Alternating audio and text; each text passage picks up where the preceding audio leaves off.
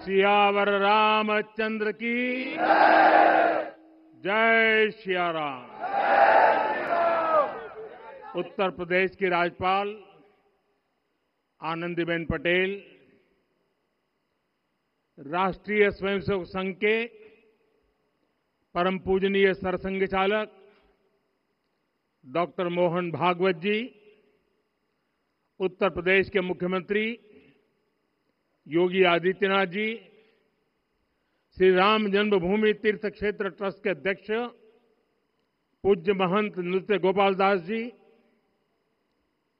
पूज्य संत समाज, यहां पधारे सभी भक्तगण, देश और दुनिया से इस ऐतिहासिक पल के साक्षी बन रहे कोटि कोटि राम भक्त, देवी और सज्जनों, आज अयोध्या नगरी भारत की सांस्कृतिक चेतना के एक और उत्कर्ष बिंदु की साक्षी बन रही है।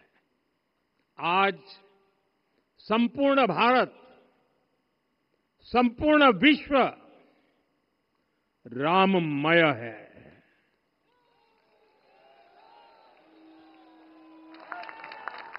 हर राम भक्त के हृदय में अद्वितीय संतोष है, असीम कृतज्ञता है, अपार अलौकिक आनंद है। सदियों के घाव भर रहे हैं, सदियों की वेदना आज विराम पा रही है। सदियों का संकल्प आज सिद्धि को प्राप्त हो रहा है।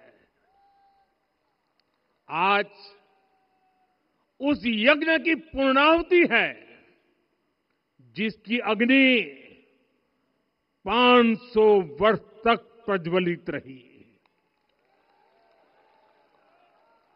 जो यज्ञ एक पल भी आस्था से डिगा नहीं, एक पल भी विश्वास से टूटा नहीं। आज भगवान श्री राम के गर्भगृह की अनंत ऊर्जा, श्री राम परिवार का दिव्य प्रताप इस धर्म ध्वजा के रूप में इस दिव्यतम भव्यतम मंदिर में प्रतिष्ठापित हुआ है। और साथियों, ये धर्म ध्वजा केवल एक ध्वजा नहीं, ये भारतीय सभ्यता के पुनर्जागरण का ध्वज है। इसका भगवा रंग, इस पर रचित सूर्य वंश की ख्याति, वर्णित ओम शब्द और अंकित कोविदार वृक्ष राम राज्य की कीर्ति को प्रतिरूपित करता है।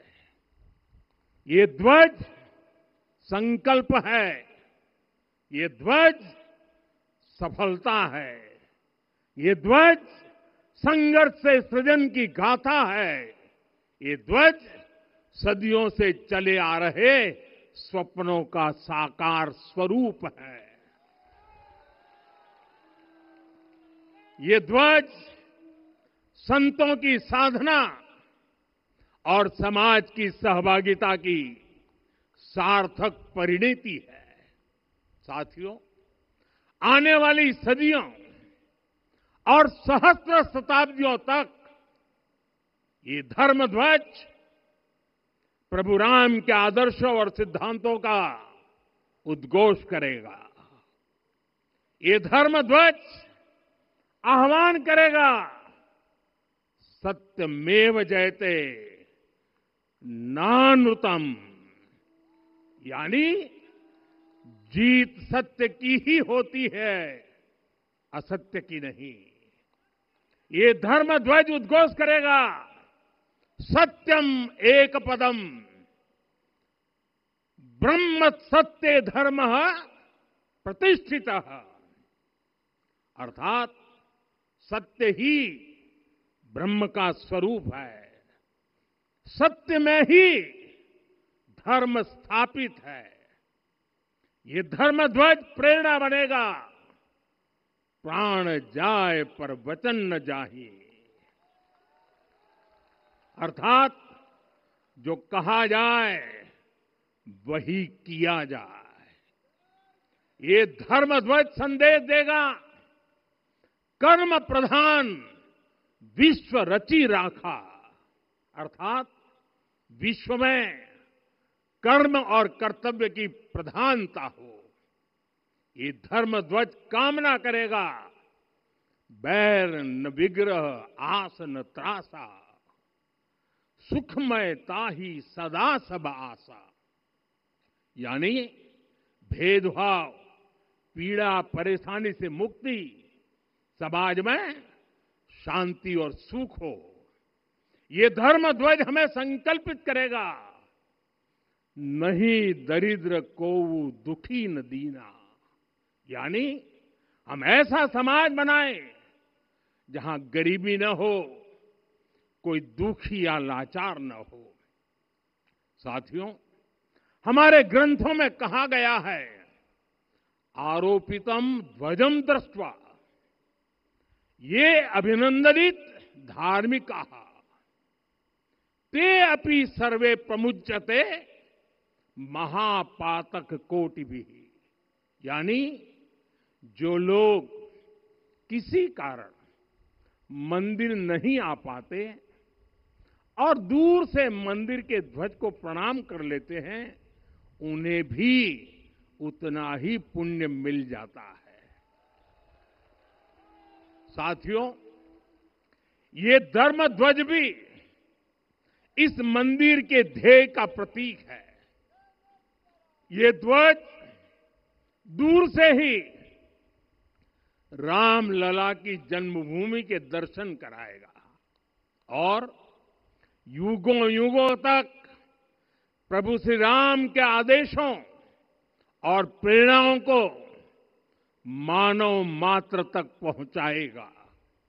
साथियों, मैं संपूर्ण विश्व के करोड़ों राम भक्तों को इस अविस्मरणीय क्षण की, इस अद्वितीय अवसर की हार्दिक शुभकामनाएं देता हूं।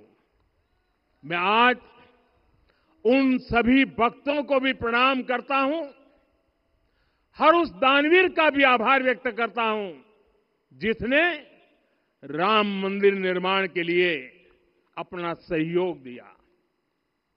मैं राम मंदिर के निर्माण से जुड़े हर श्रमवीर, हर कारीगर, हर योजनाकार, हर वास्तुकार, सभी का अभिनंदन करता हूं। साथियों, अयोध्या वह भूमि है जहां आदर्श आचरण में बदलते हैं। यही वह नगरी है जहां श्री श्री राम ने अपना जीवन पथ शुरू किया था। इसी अयोध्या ने संसार को बताया कि एक व्यक्ति कैसे समाज की शक्ति से, उसके संस्कारों से पुरुषोत्तम बनता है। जब श्री राम अयोध्या से वनवास को गए तो वे युवराज राम थे, लेकिन जब लौटे तो मर्यादा पुरुषोत्तम बनकर के आए और उनके मर्यादा पुरुषोत्तम बनने में महर्षि वशिष्ठ का ज्ञान, महर्षि विश्वामित्र की दीक्षा, महर्षि अगस्त्य का मार्गदर्शन, निषाद राज की मित्रता, मां शबरी की ममता, भक्त हनुमान का समर्पण, इन सब की, अनगिनत ऐसे लोगों की महत्वपूर्ण भूमिका रही है। साथियों, विकसित भारत बनाने के लिए भी समाज की इसी सामूहिक शक्ति की आवश्यकता है। मुझे बहुत खुशी है कि राम मंदिर का दिव्य प्रांगण भारत के सामूहिक सामर्थ्य की भी चेतना स्थली बन रहा है। यहां 7 मंदिर बने हैं। यहां माता शबरी का मंदिर बना है, जो जनजातीय समाज के प्रेम भाव और आतिथ्य परंपरा की प्रतिमूर्ति है। यहां निषादराज का मंदिर बना है। ये उस मित्रता का साक्षी है जो साधन नहीं, साध्य को, उसकी भावना को पूजती है। यहां एक ही स्थान पर माता अहिल्या है, महर्षि वाल्मीकि है, महर्षि वशिष्ठ है, महर्षि विश्वामित्र है, महर्षि अगस्त्य है और संत तुलसीदास है। रामलला के साथ साथ इन सभी ऋषियों के दर्शन भी यहीं पर होते हैं। यहां जटायु जी और गिलहरी की मूर्तियां भी है, जो बड़े संकल्पों की सिद्धि के लिए हर छोटे से छोटे प्रयास के महत्व को दिखाती है। मैं आज हर देशवासी से कहूंगा कि वो जब भी राम मंदिर आए तो सप्त मंदिर के दर्शन भी अवश्य करें। ये मंदिर हमारी आस्था के साथ साथ मित्रता, कर्तव्य और सामाजिक सद्भाव के मूल्यों को भी शक्ति देते हैं। साथियों, हम सब जानते हैं हमारे राम भेद से नहीं, भाव से जुड़ते हैं। उनके लिए व्यक्ति का कुल नहीं, उसकी भक्ति महत्वपूर्ण है। उन्हें वंश नहीं, मूल्य प्रिय है। उन्हें शक्ति नहीं, सहयोग महान लगता है। आज हम भी उसी भावना से आगे बढ़ रहे हैं। पिछले 11 वर्षों में महिला, दलित, पिछड़े, अति पिछड़े, आदिवासी, वंचित, किसान, श्रमिक, युवा, हर वर्ग को विकास के केंद्र में रखा गया है। जब देश का हर व्यक्ति, हर वर्ग, हर क्षेत्र सशक्त होगा, तब संकल्प की सिद्धि में सबका प्रयास लगेगा। और सबके प्रयास से ही 2047 जब देश आजादी के 100 साल मनाएगा, हमें 2047 तक विकसित भारत का निर्माण करना ही होगा। साथियों, रामलला की प्राण प्रतिष्ठा के ऐतिहासिक अवसर पर मैंने राम से राष्ट्र के संकल्प की चर्चा की थी। मैंने कहा था कि हमें आने वाले 1000 वर्षों के लिए भारत की नींव मजबूत करनी है। हमें याद रखना है, जो सिर्फ वर्तमान का सोचते हैं वो आने वाली पीढ़ियों के साथ अन्याय करते हैं। हमें वर्तमान के साथ साथ भावी पीढ़ियों के बारे में भी सोचना है, क्योंकि हम जब नहीं थे ये देश तब भी था, जब हम नहीं रहेंगे ये देश तब भी रहेगा। हम एक जीवंत समाज है, हमें दूरदृष्टि के साथ ही काम करना होगा। हमें आने वाले दशकों, आने वाली सदियों को ध्यान में रखना ही होगा। और साथियों, इसके लिए भी हमें प्रभु राम से सीखना होगा। हमें उनके व्यक्तित्व को समझना होगा।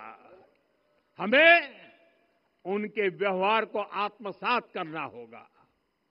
हमें याद रखना होगा, राम यानी आदर्श, राम यानी मर्यादा, राम यानी जीवन का सर्वोच्च चरित्र, राम यानी सत्य और पराक्रम का संगम। दिव्य गुणे शक्र समो रामः सत्य पराक्रमः। राम यानी धर्म पथ पर चलने वाला व्यक्तित्व। रामः सत्पुरुषो लोके सत्यः सत्यपरायणः। राम यानी जनता के सुख को सर्वोपरि रखना, प्रजा सुखत्वे चंद्रस्य। राम यानी धर्म और क्षमा का दरिया। वसुधाया क्षमा गुणे है। राम यानी ज्ञान और विवेक की पराकाष्ठा। बुद्धया बृहस्पते तुल्य। राम यानी कोमलता में दृढ़ता। मृदु पूर्वज भाषते। राम यानी कृतज्ञता का सर्वोच्च उदाहरण। कदाचन नोपकारेण कृति नैकेन तुष्यति। राम यानी श्रेष्ठ संगति का चयन। शीला वृद्धे ज्ञान वृद्धे वयोवृद्धे च सज्जने। राम यानी विनम्रता में महाबल। वीर्यवान च वीर्यण महता स्वेन विस्मितः। राम यानी सत्य का अडिग संकल्प। न च अनुत्र कथो विद्वान। राम यानी जागरूक, अनुशासित और निष्कपट मन। निस्तिंद्र अपम्रत च स्वदोष परदोषवित। साथियों, राम सिर्फ एक व्यक्ति नहीं, राम एक मूल्य है, एक मर्यादा है, एक दिशा है। अगर भारत को साल 2047 तक विकसित बनाना है, अगर समाज को सामर्थ्यवान बनाना है, तो हमें अपने भीतर राम को जगाना होगा। हमें अपने भीतर के राम की प्राण प्रतिष्ठा करनी होगी। और इस संकल्प के लिए आज से बेहतर दिन और क्या हो सकता है। साथियों, 25 नवंबर का यह ऐतिहासिक दिन अपनी विरासत पर गर्व का एक और अद्भुत क्षण लेकर आया है। इसकी वजह है धर्म ध्वजा पर अंकित कोविदार वृक्ष। ये कोविदार वृक्ष इस बात का उदाहरण है कि जब हम अपनी जड़ों से कट जाते हैं तो हमारा वैभव इतिहास के पन्नों में दब जाता है। साथियों, जब भरत अपनी सेना के साथ चित्रकूट पहुंचे तो लक्ष्मण ने दूर से ही अयोध्या की सेना को पहचान लिया। ये कैसे हुआ, इसका वर्णन वाल्मीकि जी ने किया है। और वाल्मीकि जी ने क्या वर्णन किया है? उन्होंने कहा है, विराजित उद्गत स्कंधम कोविदार ध्वजः रथे।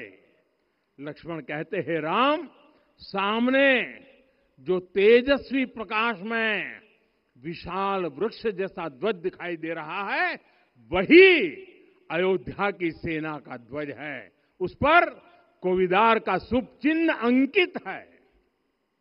साथियों, आज जब राम मंदिर के प्रांगण में कोविदार फिर से प्रतिष्ठित हो रहा है, यह केवल एक वृक्ष की वापसी नहीं है, यह हमारी स्मृति की वापसी है, हमारी अस्मिता का पुनर्जागरण है, हमारी स्वाभिमानी सभ्यता का पुनः उद्घोष है। कोविदार वृक्ष हमें याद दिलाता है कि जब हम अपनी पहचान भूलते हैं तो हम स्वयं को खो देते हैं, और जब पहचान लौटती है तो राष्ट्र का आत्मविश्वास भी लौट आता है। और इसलिए मैं कहता हूं, देश को आगे बढ़ना है तो अपनी विरासत पर गर्व करना होगा। साथियों, अपनी विरासत पर गर्व के साथ साथ एक और बात भी महत्वपूर्ण है, और वो है गुलामी की मानसिकता से पूरी तरह मुक्ति। आज से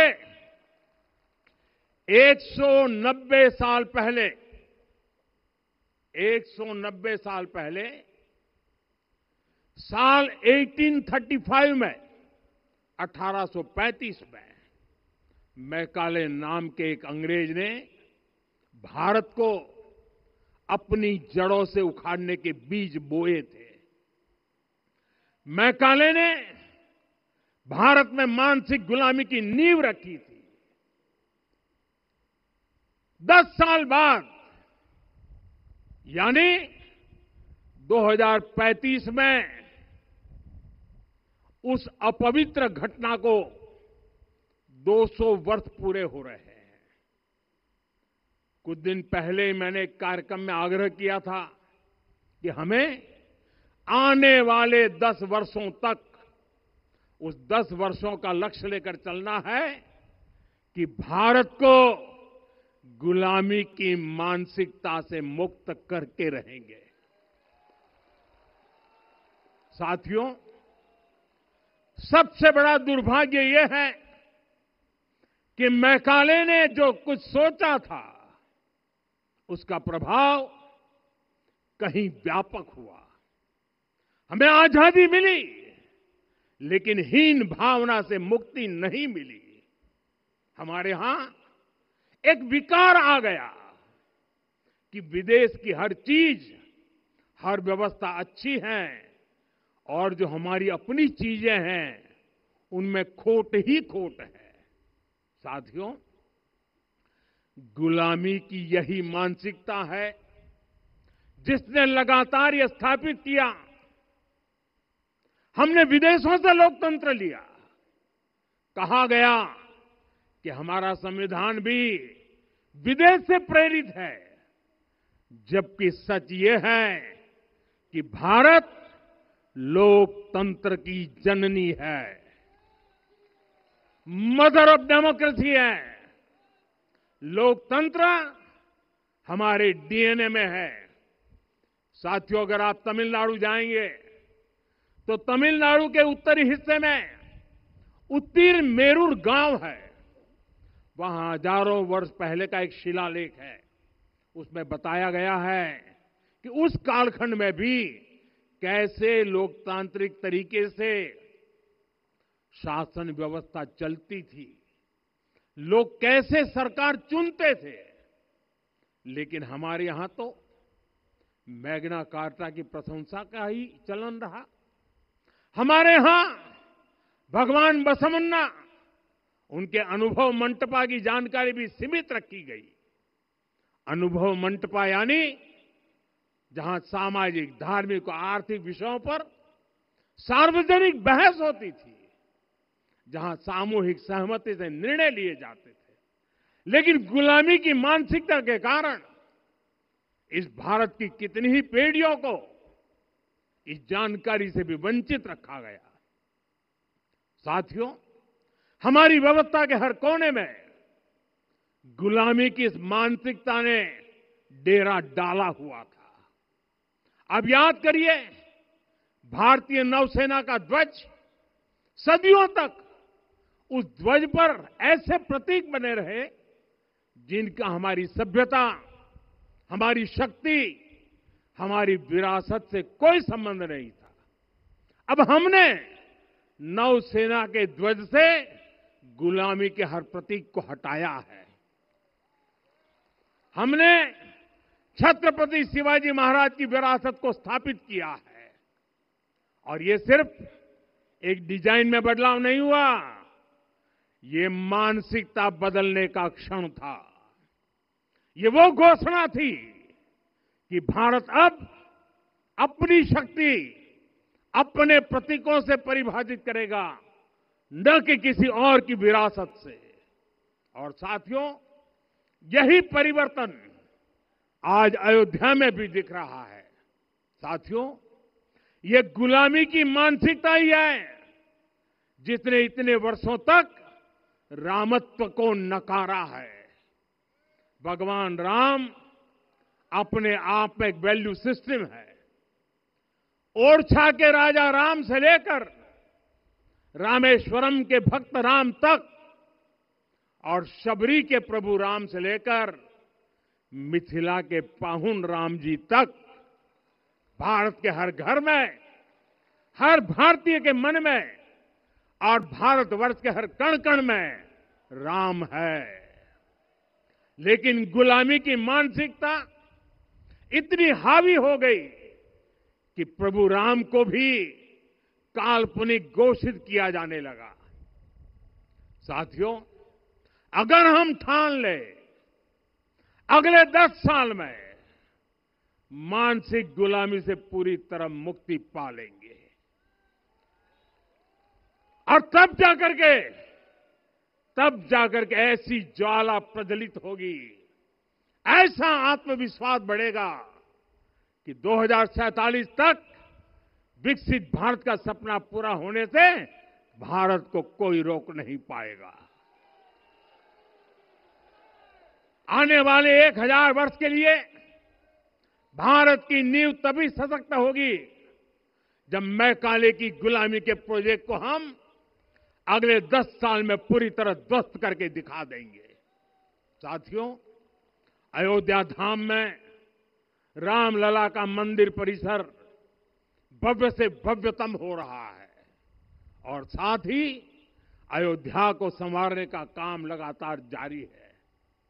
आज अयोध्या फिर से वह नगरी बन रही है जो दुनिया के लिए उदाहरण बनेगी।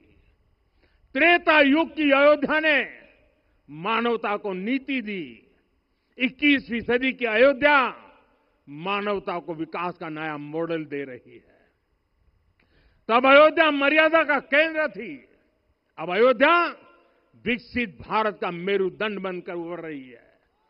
साथियों, भविष्य की अयोध्या में पौराणिकता और नूतनता का संगम होगा। सरयू जी की अमृत धारा और विकास की धारा एक साथ बहेगी। यहां आध्यात्म और आर्टिफिशियल इंटेलिजेंस दोनों का तालमेल दिखेगा। राम पथ, भक्ति पथ और जन्मभूमि पथ से नई अयोध्या के दर्शन होते हैं। अयोध्या में भव्य एयरपोर्ट है। अयोध्या में आज शानदार रेलवे स्टेशन है। वंदे भारत और अमृत भारत एक्सप्रेस जैसी ट्रेनें अयोध्या को बाकी देश से जोड़ रही हैं। अयोध्या वासियों को सुविधाएं मिले, उनके जीवन में समृद्धि आए, इसके लिए निरंतर काम चल रहा है। साथियों, जब से प्राण प्रतिष्ठा हुई है तब से लेकर आज तक करीब 45 करोड़ श्रद्धालु यहां दर्शन के लिए आ चुके हैं। ये वो पवित्र भूमि है जहां 45 करोड़ लोगों के चरण रज पड़े हैं और इससे अयोध्या और आसपास के लोगों की आय में आर्थिक परिवर्तन आया है, वृद्धि हुई है। कभी अयोध्या विकास के पैमानों में बहुत पीछे थी, आज अयोध्या नगरी यूपी के अग्रणी शहरों में से एक बन रही है। साथियों, 21वीं सदी का आने वाला समय बहुत महत्वपूर्ण है। आजादी के बाद के 70 साल में भारत विश्व की 11वीं सबसे बड़ी अर्थव्यवस्था बना। 70 साल में 11वीं।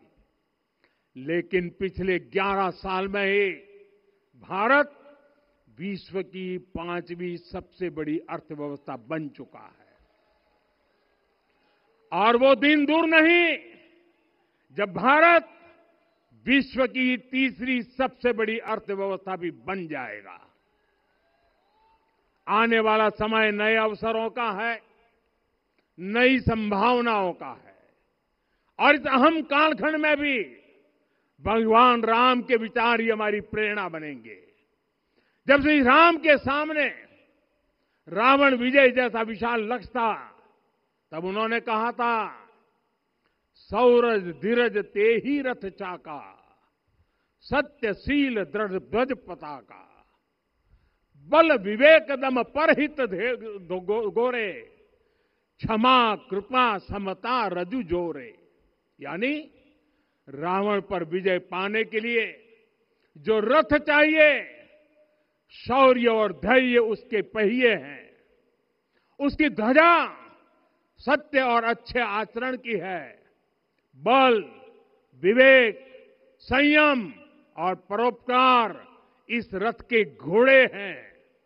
लगाम के रूप में क्षमा, दया और समता है, जो रथ को सही दिशा में रखते हैं। साथियों, विकसित भारत की यात्रा को गति देने के लिए ऐसा ही रथ चाहिए, ऐसा रथ जिसके पहिए शौर्य और धैर्य हो, यानी चुनौतियों से टकराने का साहस भी हो और परिणाम आने तक दृढ़ता से डटे रहने का धैर्य भी हो। ऐसा रथ जिसकी ध्वजा सत्य और सर्वोच्च आचरण हो, यानी नीति, नियत और नैतिकता से समझौता कभी न हो। ऐसा रथ जिसके घोड़े बल, विवेक, संयम और परोपकार हो, यानी शक्ति भी हो, बुद्धि भी हो, अनुशासन भी हो और दूसरों के हित का भाव भी हो। ऐसा रथ जिसकी लगाम क्षमा, करुणा और संभाव हो, यानी जहां सफलता का अहंकार नहीं और असफलता में भी दूसरों के प्रति सम्मान बना रहे। और इसलिए मैं आदरपूर्वक कहता हूं, ये पल कंधे से कंधा मिलाने का है, ये पल गति बढ़ाने का है। हमें वो भारत बनाना है जो राम राज्य से प्रेरित हो, और ये तभी संभव है जब स्वयं हित से पहले देश हित होगा, जब राष्ट्र हित सर्वोपरि रहेगा। एक बार फिर आप सभी को बहुत बहुत शुभकामनाएं देता हूं। जय सिया राम, जय सिया राम।